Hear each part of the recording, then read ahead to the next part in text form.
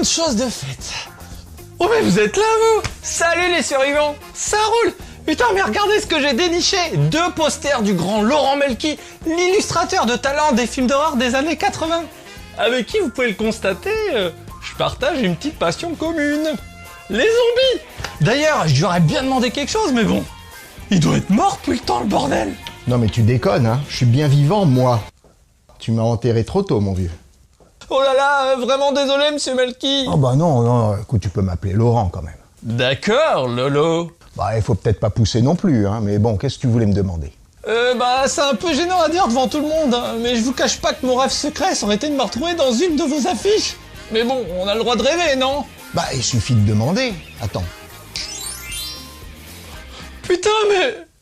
Je suis dans le poster. Bon, c'est pas vraiment ce que je voulais dire monsieur Melki, mais j'imagine que... Merci quand même.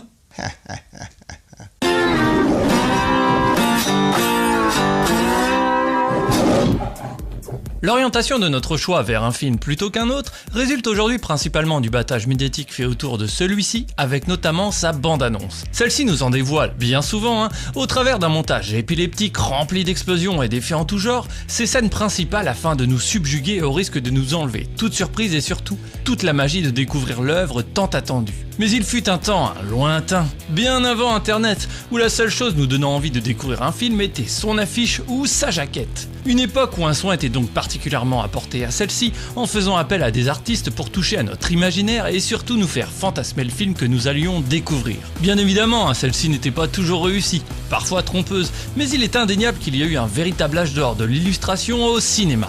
Avec de grands artistes ayant marqué leur époque comme Boris Grinson, Drew Struzan ou encore Jean Macchi. Malheureusement, en faire une liste exhaustive nous prendrait bien trop de temps et puis je réaliserai très certainement dans le futur un dossier entièrement consacré à l'affiche au cinéma. Mais pour en revenir à nos moutons, s'il y a bien un illustrateur dont le trait est reconnaissable à coup sûr, c'est bien celui de Laurent Melki. Il a signé certaines des plus belles affiches du cinéma de genre et surtout tout un tas de jaquettes vidéo absolument cultes. Alors si vous aimez l'art, l'horreur et le fantastique, saupoudré d'une pointe d'érotisme, eh bien plongez avec moi dans l'univers de Laurent Melki.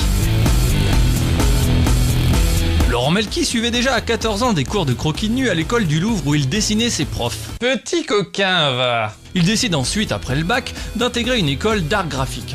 Mais très vite, le style très académique de l'école ne colle pas du tout avec le sien, préférant, je cite, dessiner des flics zombies. Bon, vous comprenez pourquoi il me plaît tant, hein? Bref, ce désaccord va d'ailleurs si loin qu'il passera en conseil de discipline et frôle même d'être renvoyé. Il décide alors de se calmer quelque temps, pour mieux les atomiser avec sa thèse de fin d'année où il leur présente au milieu des pots de yaourt déclinés en 15 versions différentes, la première affiche cinéma qu'on lui avait commandée. La baie sanglante de Mario Bava, rien que ça. Et c'est ainsi qu'il tire sa révérence. Enfin non, pas tout à fait, car histoire d'enfoncer encore un peu plus le clou, il fait à ce moment-là le mythique visuel de Creepshow dont l'affiche de 3 mètres sur 4 sera positionnée juste en face de l'école. Ah bah je comprends mieux pourquoi je suis là. T'es un vrai petit sadique en fait. Attends, il l'avait bien cherché. Et il a beaucoup de chance, car c'est au cours de sa dernière année d'école, début des années 80, que la VHS explose en France. C'est ainsi qu'il découvre chez des potes tenant un vidéoclub tout un tas de films érotiques et surtout d'épouvante, lui faisant vivre ses premiers frissons et émois sexuels. De sentiments qui, nous le verrons, le marqueront et seront ancrés dans ses œuvres futures. Monsieur Melki, ça va? Jusque-là, j'ai bon? Bon, écoute, pour le moment, t'as tout bon, mais l'histoire est pas finie. Le début des années 80 était une époque où beaucoup de films ne sortaient pas au cinéma et dont les cassettes se vendaient, mais alors très cher. Par exemple, plus de 100 € pour Rambo. Ainsi, énormément de monde voulait devenir éditeur vidéo pour prendre sa part du gâteau. Et c'est d'ailleurs ce que fit Hollywood Video, qui bien sûr avait besoin d'illustrateurs de talent, pour donner envie aux cinéphiles d'acheter des séries B, pas toujours très réussies, mais peu chères. Et c'est ainsi qu'ils engagent Melki, qui n'aura pas son égal pour créer un emballage artistique plus que vendeur en mêlant l'horreur et l'érotisme. Et c'est la force de Melki, qui a un véritable don pour fantasmer par la jaquette ce que le film aurait dû ou pu être. C'est d'ailleurs ce qu'il explique. Ouais, bah tu sais, le but, c'est quand on fait des affiches de films ou des jaquettes vidéo, c'est de transcender le film. À partir d'un navet, tu fais une citrouille géante. C'est le but.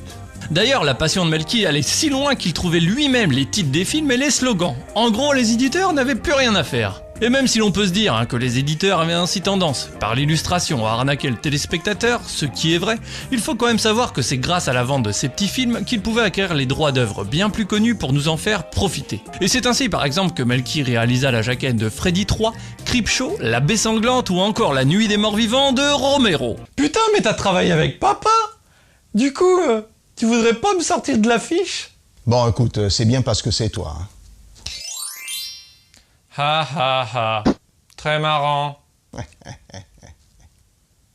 Et rien d'étonnant à ce que son travail marquait autant les esprits quand on sait qu'il travaillait un mois non-stop sur une affiche en bossant chaque jour plus de 16 heures. Mais au-delà du temps investi, si son travail marche si vite et si bien, c'est surtout que Melki avait cette particularité, qu'on ne retrouve quasiment plus aujourd'hui chez les illustrateurs cinéma, d'avoir une véritable patte artistique reconnaissable instantanément. D'ailleurs, il a toujours voulu que ses œuvres survivent au-delà du film, et il ne s'en cache pas. Ça allait si loin que bien souvent, une fois l'illustration terminée, il se demandait bien où il allait pouvoir caser le titre. Ce fut le cas d'ailleurs avec Creepshow, où ce dernier fut rajouté par la suite entre les mains du monstre. Ainsi, en plein boom de la VHS, c'est l'âge d'or de Melki. Et parmi ses plus belles affiches, on retrouve notamment celle de Vidéodrome de Cronenberg, le mythique Bloodfist de Herschel Gordon Lewis, Zombie et la Nuit des Morts Vivants de Romero, Trauma de Dan Curtis, dont Melki a d'ailleurs trouvé le nom français, Freddy 3 et la dernière maison sur la gauche de Wes Craven. Mais également, et ce n'est pas pour me déplaire, dans un style plus érotique, la série des Vixen de l'immense Russ Meyer. D'ailleurs, au passage, je vous recommande ma vidéo sur du cinéma et des boobs sur ce grand réalisateur. Il a signé également de nombreuses couvertures de Mad Movies ou d'Impact, et bien sûr plus récemment la pochette du volume 2 de Nanarland, qui me plaît particulièrement. Comme vous pouvez le voir, il y a dans le travail de Melki un côté charnel extrêmement prononcé, mais surtout quelque chose qui transpire la passion et la générosité. Melki en met partout dans ses illustrations, car il aime ça. Il veut nous faire, juste à la vision de l'affiche, voyager. Il transcende le film et son univers, car comme il le dit... Écoute, dans la rue, qu'est-ce qu'on voit? On voit une affiche. Alors, même si le film est raté, il faut que ça claque. Il faut vraiment qu'on ait un accident de voiture en la voyant. Et c'est sûr que ces affiches se repèrent de loin, grâce à un style à l'opposé de la sobriété, se caractérisant par des couleurs vives et un trait franc. D'ailleurs, quand on lui demande comment définissez-vous votre style, voilà ce qu'il répond. Bah écoute, moi c'est un style flamboyant, ultra coloré, à l'opposé du gris ambiant. Il faut vraiment que l'affiche ressorte et éclabousse tous les passants, quoi, qu'ils en ressortent couverts de sang si possible. Et même si suite à la mort de la VHS, avec notamment l'arrivée du DVD, Melki s'est mis à réaliser des affiches de spectacles, des couvertures de magazines ou d'albums, ce n'est pas par perte de passion pour le cinéma fantastique. Mais pourquoi monsieur Melki? Bon, à l'époque on était libre, les producteurs et les distributeurs donnaient carte libre à un gars, un illustrateur. Aujourd'hui non, c'est les studios de créa qui s'occupent de tout, de la pub métro, de la pub radio, de la pub boulot, dodo, tout ce que tu veux, et le résultat est tout gris. C'est pasteurisé malheureusement. Donc ça serait pas mal qu'on revienne à ce style un petit peu bouillonnant et explicite, quoi. C'est ça le but du jeu, c'est vraiment d'attirer les gens vers soi, non? Et justement, Melki avec ce propos touche un point clé du cinéma mainstream d'aujourd'hui, où la prise de risque est quasi réduite à néant, sans véritable proposition artistique forte et aboutissant à un conformisme esthétique. Et quand on ne veut pas se compromettre, on est bien obligé de tirer, entre guillemets, sa révérence. Et c'est ce qu'il fit, enfin du moins avec le cinéma. Melki est un véritable amoureux du fantastique, qui a toujours fait son travail avec passion. C'est d'ailleurs ce qui transpire de ses illustrations, les rendant si cultes aujourd'hui encore. Et s'il a pu laisser s'exprimer sa vision, c'est qu'il s'agissait d'une époque où l'on laissait carte blanche aux artistes et où les éditeurs étaient eux-mêmes de vrais artisans. Bien loin du conformisme d'aujourd'hui où tout est tellement corrigé par tout le monde et à tous les étages qu'il n'y a plus de personnalité. Et pour bien comprendre ceci, il faut avoir en tête que payer un artiste pour faire une affiche coûte de l'argent. Or, avec la multitude de supports promotionnels qu'il existe aujourd'hui, et notamment Internet, le budget alloué à l'affiche a fortement diminué, puisque comme je le disais en introduction, celle-ci n'a plus la même force. C'est ainsi que l'illustration par le photomontage prit un véritable essor début des années 90, même si celui-ci existe déjà depuis les années 50. Et c'est pourquoi l'on vit disparaître malheureusement tout un tas de grands affichistes comme Laurent Melki. Bien sûr, mon propos n'est pas d'avoir une vision sombre ou réactionnaire, puisque de nombreuses affiches sont magnifiques aujourd'hui encore. Je pense par exemple à celle de Laisser bronzer les cadavres, Enter the Void ou encore L'étrange couleur des larmes de ton corps. Mais il semble indéniable que l'on arrive à une époque où le dématérialisé règne et risque fatalement d'entraîner, petit petit à petit la disparition des affiches physiques de nos cinémas, au profit d'affiches projetées sur des écrans. Et c'est regrettable, car ces affiches constituent, comme toute œuvre, un témoignage historique faisant partie du patrimoine culturel mondial. Ainsi, Melki incarne à lui seul le symptôme d'une époque où les grands studios prennent toute la place au détriment d'un travail artisanal, personnel et innovant. Alors, merci Monsieur Melki de nous avoir fait fantasmer le cinéma durant toutes ces années. Et c'est d'ailleurs à mon tour de vous avouer que vous avez créé vous aussi, avec vos affiches, mes premiers émois. D'ailleurs, ça fait tout bizarre, hein. Voilà, j'espère que cet épisode un peu particulier vous aura plu. Alors si c'est le cas, n'hésitez pas à me le dire dans les commentaires, à mettre un pouce bleu, à partager et bien sûr à vous abonner pour me sortir de là, mes survivants. Et pour ceux qui veulent en apprendre un peu plus sur Laurent Melki, je vous mets le lien de l'interview que j'ai réalisée avec lui en description.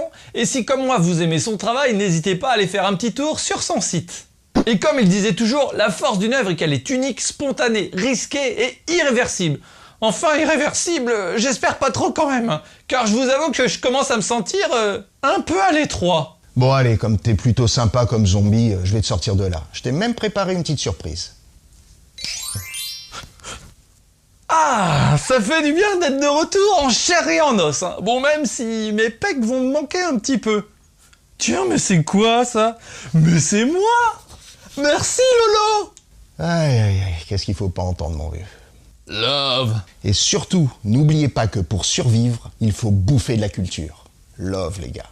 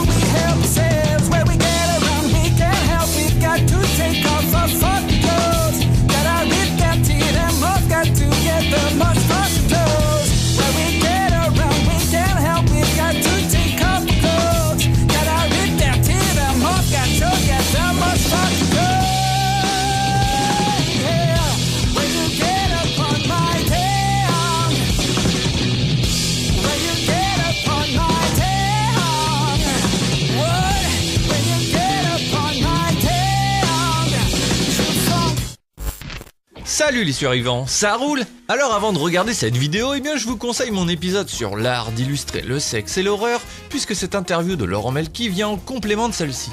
Sur ce, je vous laisse avec ce grand illustrateur et surtout n'oubliez pas que pour survivre, faut bouffer de la culture. Love. Non, écoute, bon bah c'est une mauvaise habitude qui m'a pris dès l'âge de, je sais pas, autant que je m'en souvienne, 8 ans. Voilà, je dessinais sur mes cahiers d'écolier non-stop. À l'école, j'écoutais pas le prof, même pire, je le dessinais et tout. Mais même arrivé de dessiner un prof d'histoire, Madame Bourron, je crois, et en énorme à la craie dans la cour. À un moment, tous les potes se sont levés, on regardait, parce que j'aimais bien la caricature. Elle avait une sorte de bec de lièvre comme ça, elle parlait, on l'écoutait pas, on comprenait rien.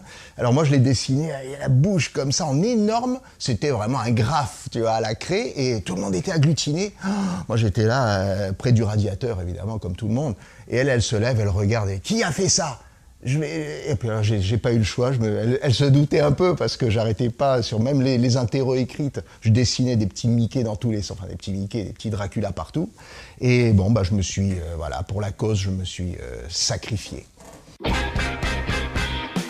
Ben, écoute, mon style, c'est, je vais pas dire hyper réaliste, parce que, tu sais, les Américains, dans les années 50, dessinaient des chromes, t'avais l'impression que c'était vraiment la photo, et ils n'ajoutaient... Enfin, si, moi j'adore le trompe-l'œil, de toute façon. J'essaye toujours, mais j'y arrive pas. On voit toujours que c'est du dessin, à part Anne Sinclair, mais voilà, on voit qu'il y a... C'est cette magie, ce presque ultra-réalisme, donc je vais dire, moi, mon style, c'est du super-réalisme, allégorique, à tendance psycho-arachnoïde, voilà, et surtout politiquement bien incorrect, hein, quand même. Ah oui, il faut choquer un minimum, mais toujours être sincère. Le but, c'est ça.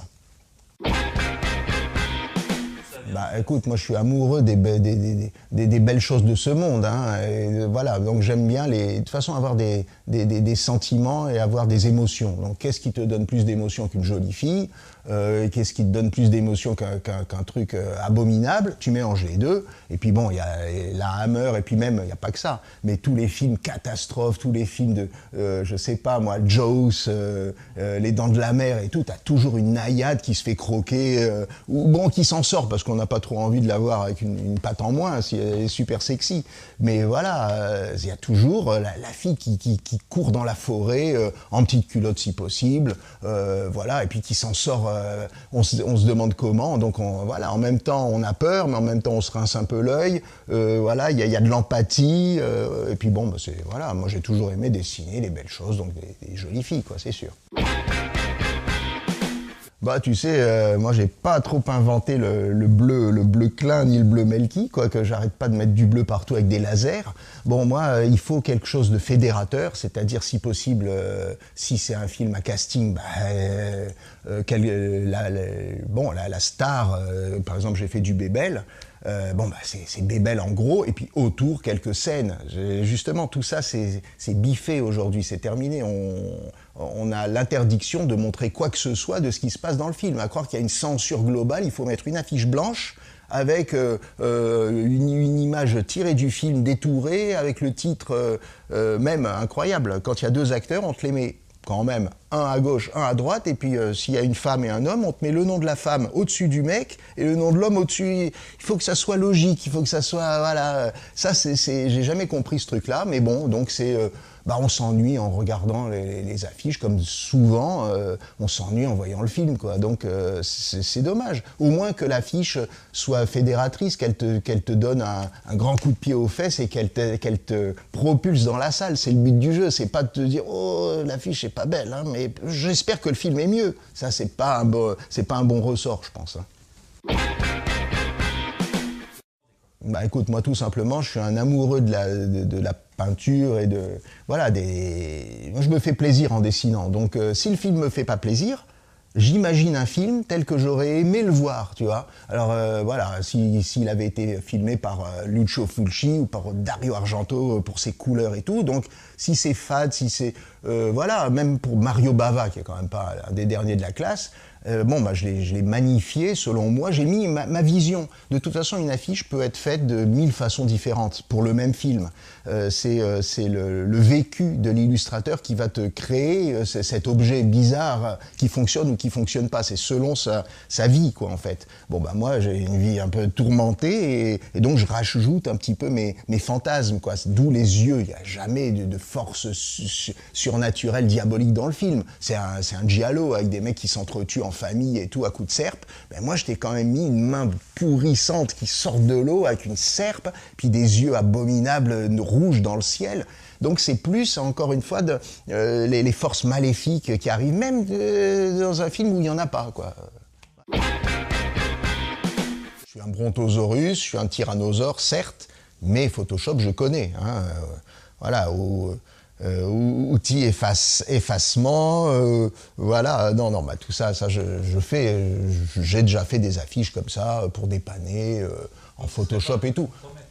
Ah non, du tout, bah non, c'est de l'art aussi, mais bon, c'est de l'art et du cochon, quoi, c'est rapide, c'est-à-dire, moi je pourrais te faire une affiche en 4 jours, alors que je mets 2 mois à faire pratiquement la même, mais encore une fois, je pense que ce petit plus que je sais faire, donc ça serait débile de jeter mon âme au diable et de faire comme tout le monde du Photoshop. Ça, tout le monde, même des gars de 13 ans, le font aussi bien que moi, même mieux. Bon, ben, ils ont l'instinct et tout. Moi, bon, j'y arrive, je le fais très bien. Tu mets des lumières, tu mets tous les lasers, paf, Coco, tu me changes de couleur, ils sont un peu trop bleus, tu mets un petit peu plus de cyan là pour demain. Ouais, taf. Bon, ça, on peut pas le faire avec l'affiche, et c'est ça la beauté de cet art, quoi.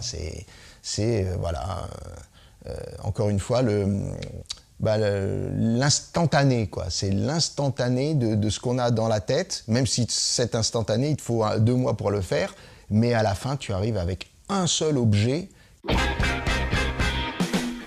J'avais la reconnaissance de mes pairs, qui étaient pas des pépères, mais non, attends, non. Là, c'était, il y avait Macchi, Landi, Casaro, qui squattaient toutes les meilleures places de l'affiche, quoi. Bon, moi, je suis arrivé là, j'avais 20 ans, ils avaient 50 ans, 45 ans.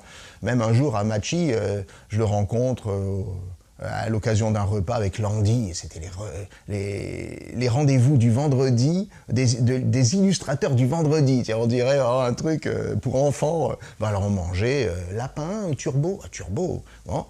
Et alors à un moment, je lui dis, écoute, Jean, t'as trop d'affiches. Je lui dis, ah ouais, j'en peux plus.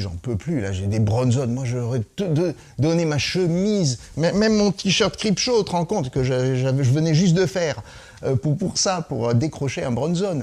Je lui dis, mais écoute, si t'en attends que ça, bah, donne-moi un. Il me dit, ah non, une phrase très juste, il me dit, bah non, les gens veulent du Macchi, ils veulent pas du Melki. Donc tact. J'ai dit, bon, bah c'est sympa, merci. Mais bon, c'est un gars vraiment que j'ai adoré, il a un style, il a tout fait depuis. Voilà, Landi, c'était l'inventeur, en fait, du montage photo avant Photoshop. On voyait, mais il s'en fichait, il faisait ça en une nuit, lui. Il prenait les photos des films, il les découpait, clac, il les collait. Alors des fois, hop, t'avais un doigt, un mec avec un flingue, t'avais le flingue, il était pas tout raide. Alors sur l'affiche tirée en 3 m sur 4, tu voyais qu'en fait, elle commençait à se décoller parce que la colle avait pas eu le temps de prendre. Donc hop, un petit coup d'aéro gris avec des lasers derrière, parce que lui aussi c'est un grand fan de laser, on est au moins deux. Et voilà, bah aujourd'hui, il a 82 ans, le Landi, mine de rien. Moi, je l'avais vu, bah, il avait 50 ans, moi j'avais 20 ans. Donc la chance que j'ai, pour durer un peu dans ce métier, bah, il faut démarrer très tôt, quoi.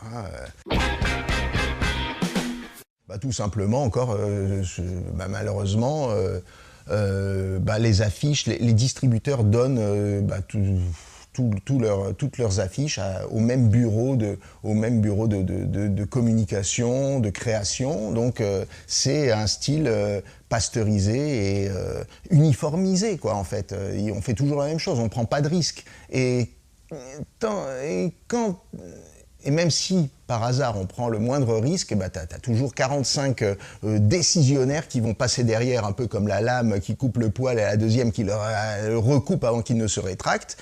Et ben qui disent, oh non, celle-là non, pour demain tu m'en fais encore 5 autres, alors ok, paf, ils déplacent les personnages, mais c'est du Photoshop.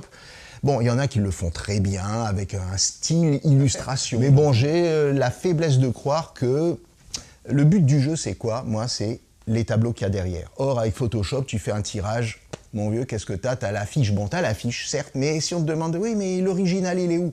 Alors, je vais encore plus loin, on s'en fout de l'original, soyons pop. La pop attitude, c'est ça, pas d'original, c'est la société de consommation à l'extrême, quoi.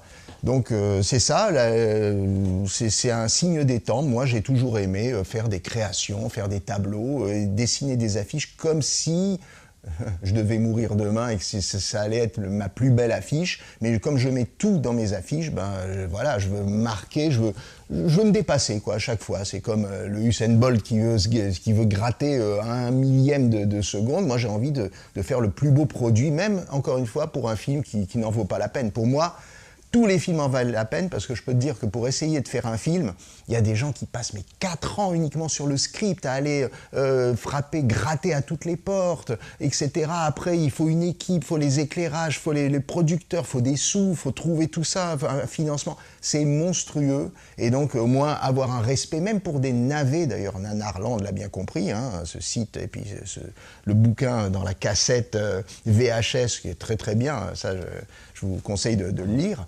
On se marre comme des fous. Même Bronson, tiens, j'ai vu que le justicier de minuit, il se retrouve dans Nanarland. Quand même, les mecs, vous poussez un peu là.